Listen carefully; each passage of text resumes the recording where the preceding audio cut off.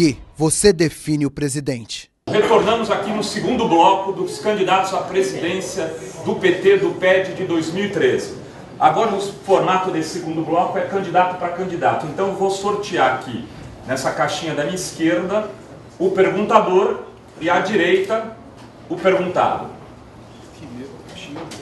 Paulo Teixeira.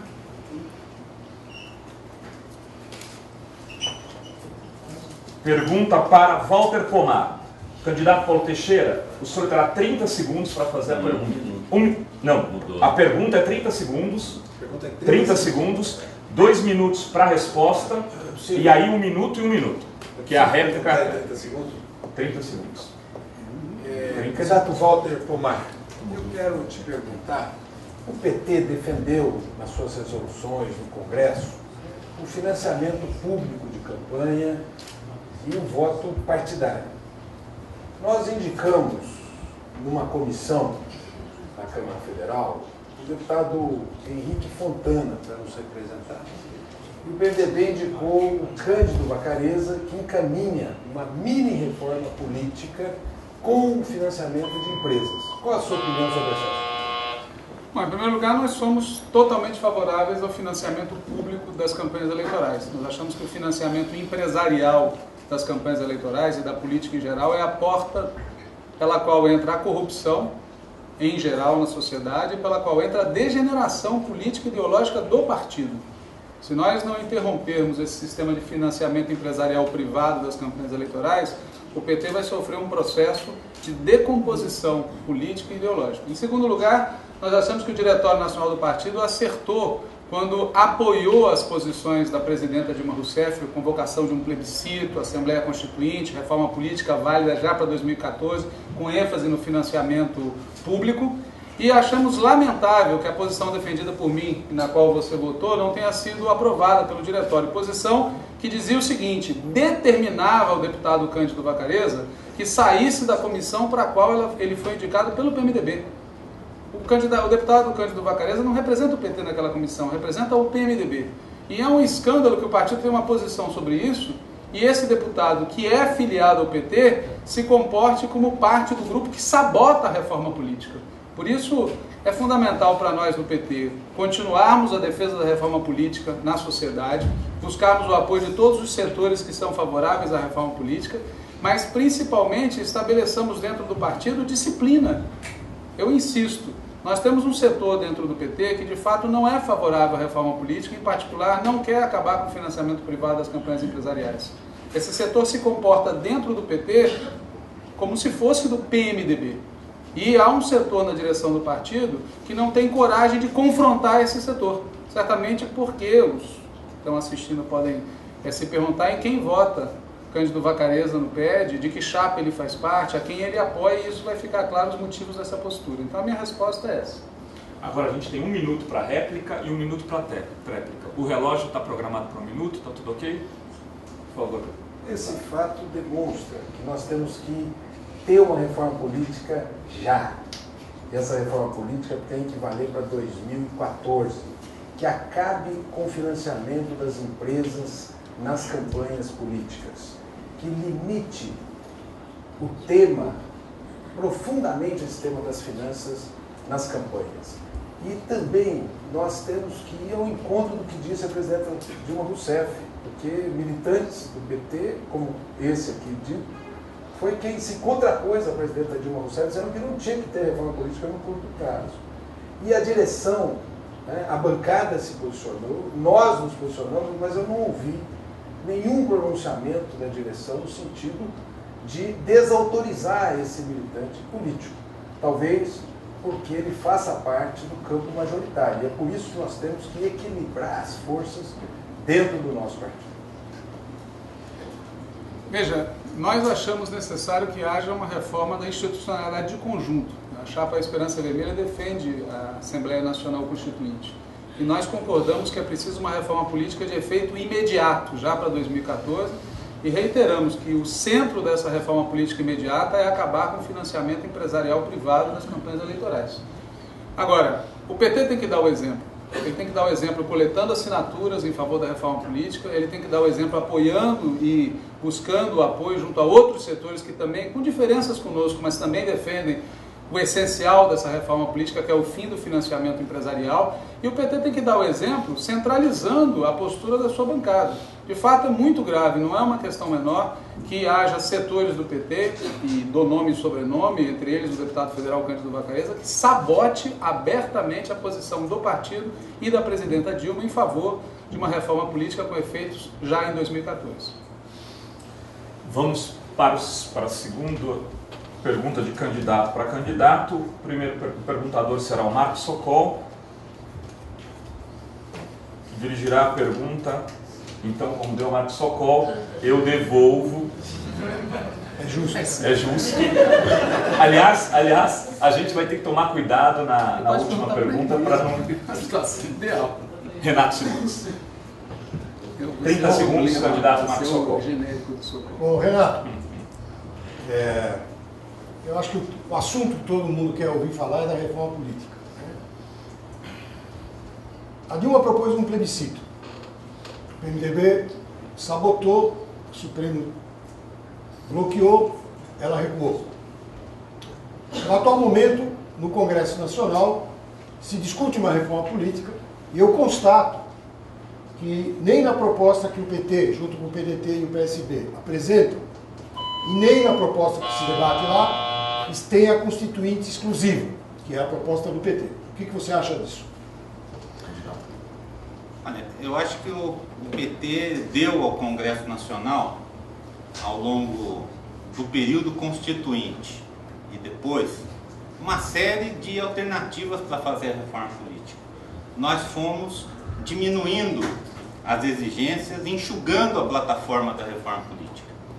E o fato é que hoje nós tocamos em temas essenciais, como o financiamento público, a lista, a paridade de gênero, mas enxugamos a nossa proposta para temas que não serão abordados nessa rodada de reforma política. Por isso a Constituinte é mais do que necessária.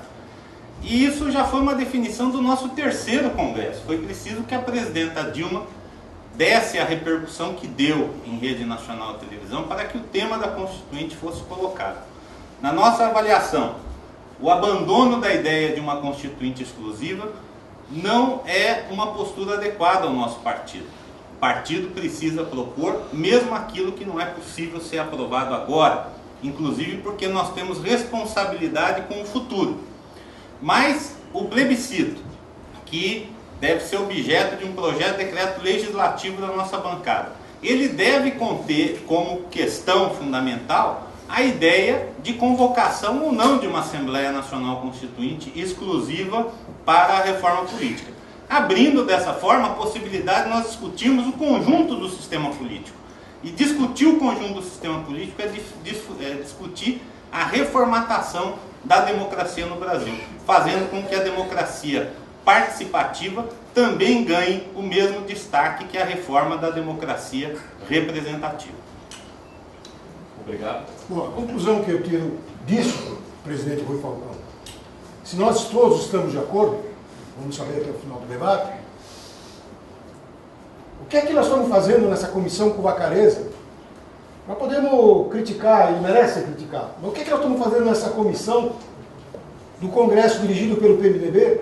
A gente sabe que não vai aprovar nem o financiamento, eu diria até muito menos o financiamento público, quanto mais o fim do Senado, quanto mais a representação proporcional igual, um eleitor, um voto, quanto mais um Congresso soberano, Congresso Constituinte, que faça as reformas que o povo brasileiro, como a gente viu nas ruas, almeja. O que é que nós estamos fazendo como parte de um jogo jogado, cujo resultado a gente já sabe? Eu acho que essa é a resposta até o final do PED, nós temos que resolver. Olha, Sokol, o último Diretório Nacional teve uma situação surrealista. Todos nós, candidatos a presidente nacional do PT, fomos solenemente derrotados na proposta de pedir ao deputado Vacarezza se retirasse da presidência daquela comissão. Todos nós poderíamos falar aí talvez de uma crise da democracia representativa do PT, porque nós não conseguimos todos juntos convencer o Diretório Nacional da importância de dar nitidez à proposta do PT de invalidar o resultado desta comissão política em função da bandeira do plebiscito, da Constituinte e da reforma política já. Esse aspecto precisa ser considerado no debate do PET, porque quem acha que elegendo o presidente resolve os problemas do PT, precisa saber que o presidente é acompanhado da sua chapa, e as posições políticas que prevalecem são as posições dos membros do Diretório Nacional eleitos pelas chapas que apoiam os candidatos a presidente. Muito obrigado, candidato. Antes de passar aqui para a terceira pergunta, quero dizer que teve uma eleição, votação pela internet dos temas que serão debatidos no terceiro bloco. E, de fato, a reforma política que está centralizando um pouco o debate vai ser o tema desse terceiro bloco, que foi o tema escolhido pelos internautas. O segundo mais votado foi a discussão sobre os movimentos sociais, o terceiro, da democratização dos meios da comunicação, o quarto, a política de alianças, e o quinto, a estratégia do PT. Então, dito isto, vamos ao terceiro perguntador, Sérgio Goulart, que dirige sua pergunta ao candidato Marcos Sokol. Sokol, você tem falado permanentemente em reforma do judiciário, reforma do Estado, em medidas protecionistas que o governo brasileiro precisa tomar. Isso não é uma posição um pouco incompatível com a defesa que nós fazíamos historicamente no PT da luta contra o capitalismo e o Estado dos capitalistas e a Revolução Socialista? Olha, eu reivindico aqui a Rosa Luxemburgo, uma das fundadoras do movimento socialista moderno, né? Grande revolucionária alemã, polonesa e alemã. Disse a Rosa Luxemburgo, na luta interna do Partido Social Democrata Alemão, há um século, mas eu acho muito atual, que não faz reforma quem tem medo de revolução. E sobra para os revolucionários o combate para fazer as reformas. O que eu constato no nosso país é que está difícil achar, Sérgio, reformista disposto a fazer reforma. O que eu tenho visto é um discurso que não corresponde a uma prática. E não me parece que a maneira de superar essa contradição é mudando de assunto. Passar a falar de uma revolução que, como nós sabemos, na ausência de órgãos de poder construídos pelos trabalhadores nas ruas, não é factível, pelo menos essa semana. E ao contrário, se o Partido dos Trabalhadores, mais as organizações da sociedade brasileira representativas, a CUT, o MST, setores populares de outros partidos que existem e têm sensibilidade para esse tema, colocassem na ordem do dia a luta pela reforma do Estado de cabo a rabo, nós abriríamos o que no mercado se chama uma janela de oportunidade, que eu chamaria mais propriamente de um ponto de apoio para a centralização de todos os oprimidos nesse país, para fazer as reformas de fundo, aquelas pelas quais Lula foi eleito, que nós sabemos que até hoje as de fundo não foram feitas. Concordo plenamente com o Sokol que está cada dia mais difícil encontrar um reformista que lute por reformas. Aliás, os reformistas têm feito contra-reformas no mundo inteiro, inclusive aqui no Brasil. Só que a Rosa Luxemburgo falava de reformas no sistema social, na vida das pessoas, de conquistas para impor ao Estado. Já o Lenin escreveu um pequeno livro chamado O Estado e a Revolução para dizer que o Estado dos capitalistas é irreformável. Então a luta por reformas me parece que não tem nada a ver com a luta por reformar o Estado. Isso parece mais uma posição gramsciana ou eurocomunista de reformar o Estado que oprime os capitalistas, os trabalhadores.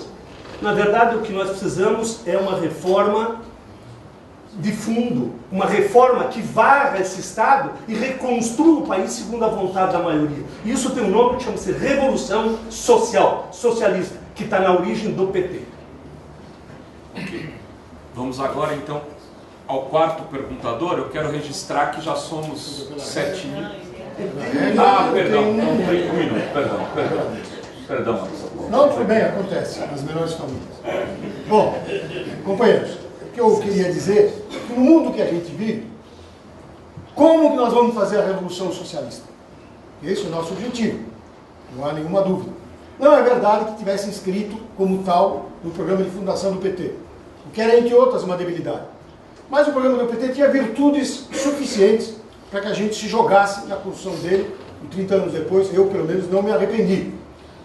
Isto dito, no mundo real, No Brasil, um homem não vale um voto, nem uma mulher. Isso significa que nós temos uma instituição que é o contrário da democracia. Esse Congresso Nacional, onde os estados menos populosos, de base agrária, têm um peso superdimensionado. Já era assim, isso vem do Império, mas foi aprofundado pela ditadura. E a burguesia paulista, burguesia sem vergonha, subordinada ao imperialismo, não quer estabelecer democracia no Brasil. Por isso ela prefere governar com o estado de São Paulo subrepresentado.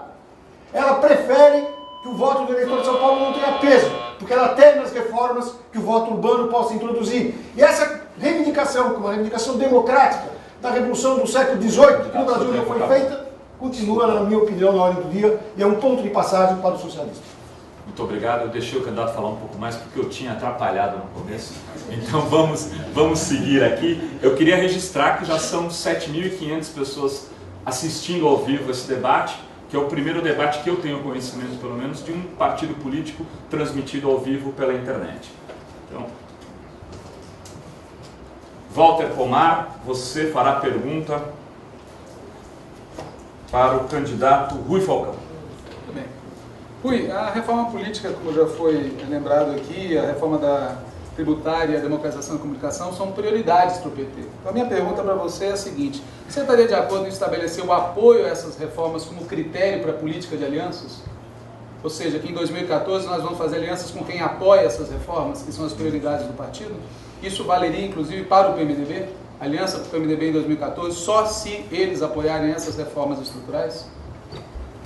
Esse pode ser um dos critérios, mas não o único, exclusivo, sem o que nós correremos o risco de partir para uma eleição isolados e sem base eleitoral suficiente para manter o nosso projeto, que é o centro da nossa estratégia. Quero avisar os internautas, os companheiros, que na quarta-feira será protocolado no Congresso Nacional o requerimento para a convocação do plebiscito. Acho que essa é uma notícia importante, porque eram necessárias 171 assinaturas e, pelo que eu fui informado pelo nosso líder, nós as ultrapassamos sem ter ainda todas as assinaturas dos deputados do PSB.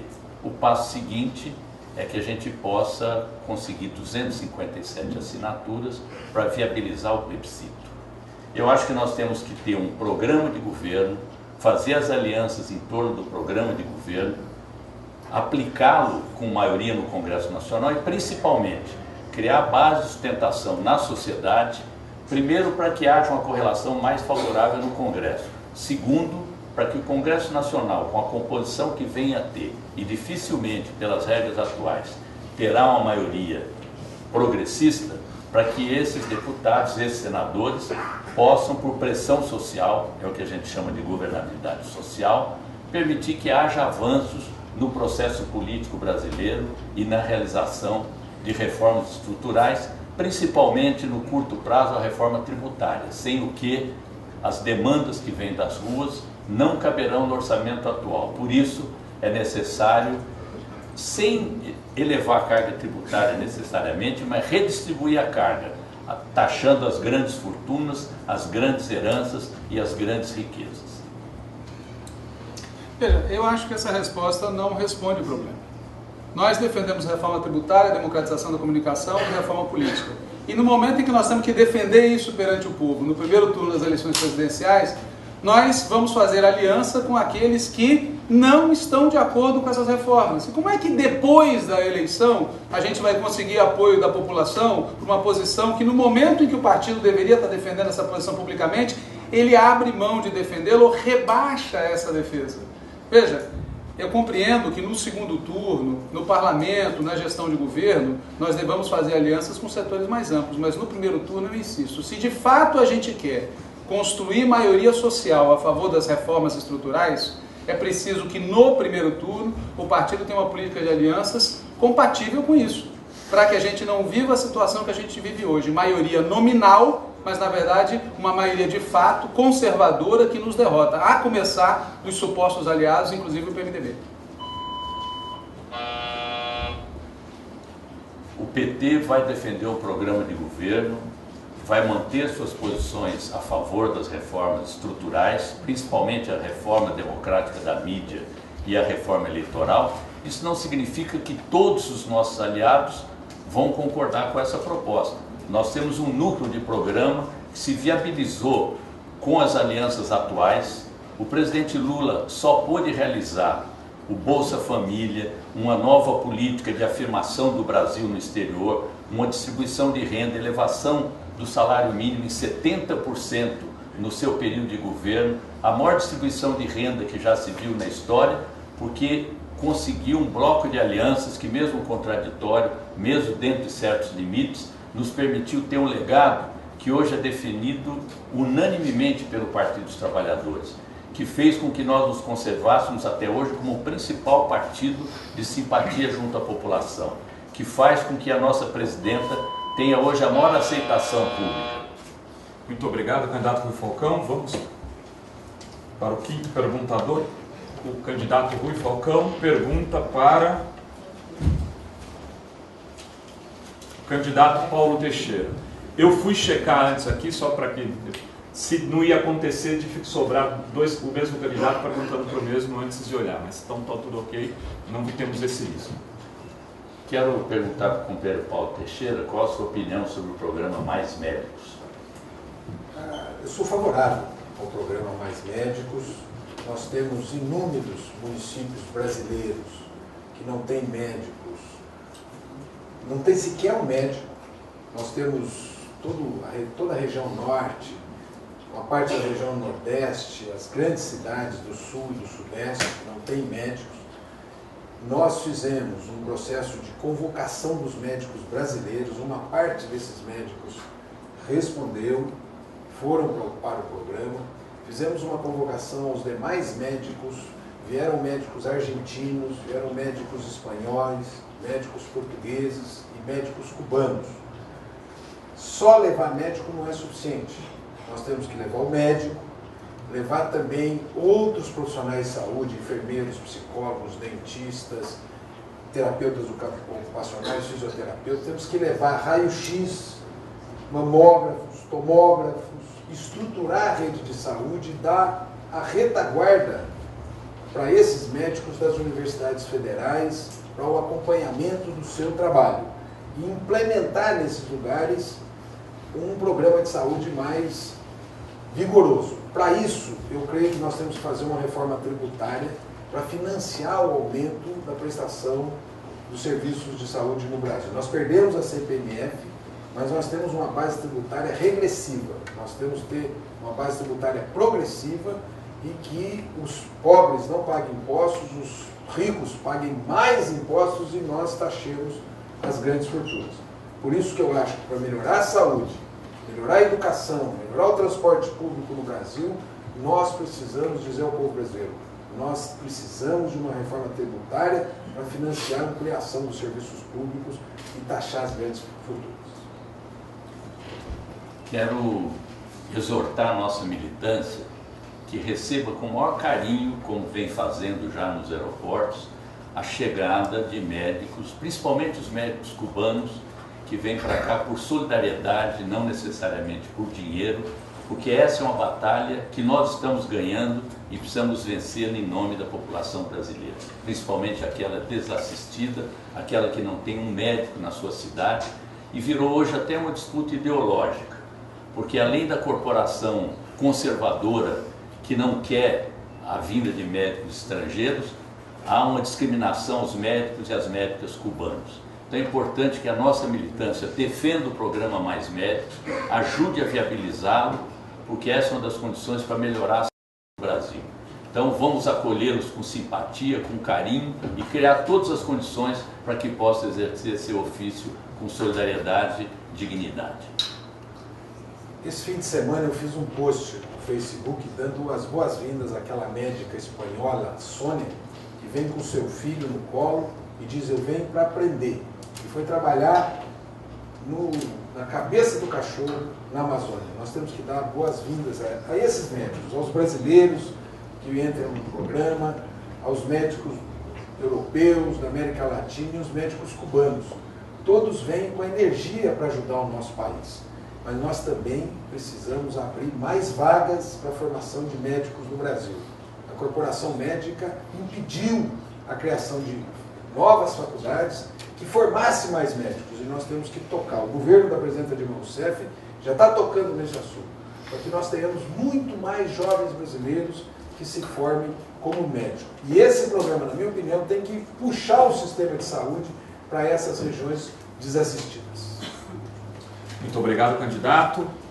Como última pergunta de candidato para candidato nesse bloco, o candidato Renato Simões, o Sérgio Goulart. Sérgio, um dos temas que polarizou as enquetes preparatórias desse debate é justamente a relação do PT com os movimentos sociais. Como é que você avalia essa relação hoje e o que as manifestações populares de junho podem trazer de reflexão crítica ao PT sobre o atual estágio da sua relação com os movimentos sociais? Bom, isso é bastante evidente. Nós, como partido, já perdemos a mão em relação à maioria da juventude nesse país, que já esteve com o PT em diversos momentos. E nós agora estamos começando a perder a mão com o movimento operário organizado nas fábricas e nos sindicatos. É isso que tem indicado as recentes eleições sindicais, uma série de sindicatos muito importantes, como Químicos do ABC, Metalúrgicos de Taubaté e aí por diante. Mesmo modificações que se percebe do distanciamento. Agora, esse distanciamento não pode ser resolvido com medidas de fogos de artifício. As medidas que vão reaproximar a juventude e o movimento operário organizado, os camponeses, os trabalhadores em geral, do PT outra vez, e potencializar a força para mudar esse país, é uma mudança radical de política. Nós não podemos dizer que vamos responder aos anseios de junho e preparar para o segundo semestre de 2013 o maior pacote em valores, em reais, de privatizações da história do Brasil. De postos de petróleo, do pré-sal, de ferrovias, de estradas, de aeroportos, de portos. Isso. E manter a política de privatização da saúde. A tentativa agora de privatizar os hospitais universitários. Saudamos a vinda dos médicos de qualquer lugar do mundo. No entanto, ele chega lá e não tem band-aid, não tem raio-x, não tem gases. Essa política é que precisa ser mudada para reatar os laços do PT com o movimento operário, com a juventude, com a classe trabalhadora brasileira. É por isso que a nossa chave se chama virar à esquerda, reatar com o socialismo. Porque senão nós fazemos fogo de artifício, nos enganamos, dizendo que está tudo bem no melhor dos países do mundo, e estamos preparando uma bomba relógio que vai explodir mais à frente, como foi feito nos Estados Unidos e na Europa.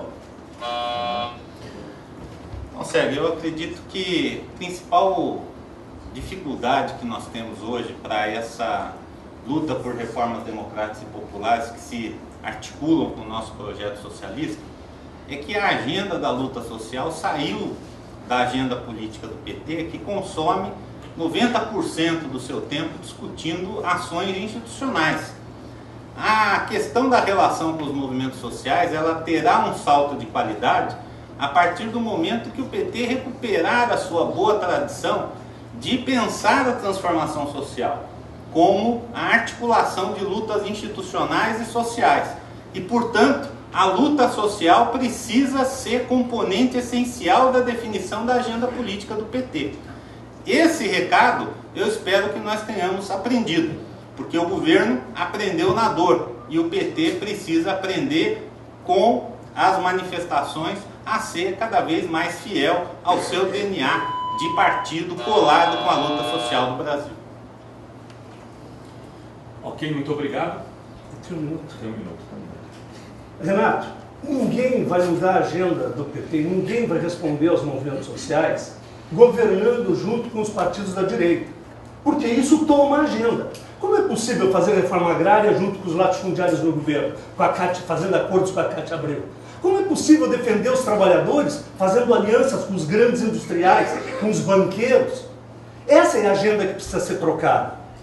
É o fundamento da política que vai reatar o PT, os laços do PT com as massas, trabalhadores que fizeram do nosso partido o maior partido da história desse país e que nós podemos destruir mantendo e praticando as alianças atuais e governando da forma como estamos governando. Quem iniciou o movimento de junho foi o Alckmin e o Haddad, juntos, anunciando juntos e apoiando juntos a repressão.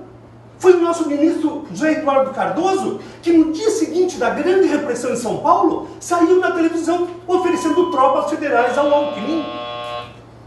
Agradeço a todos os candidatos pelo elevado nível do debate aqui nesse segundo bloco e vamos então para o próximo bloco, onde serão as perguntas de internautas, que o tema é a reforma política, como eu já adiantei, e mais uma rodada de candidato para candidato.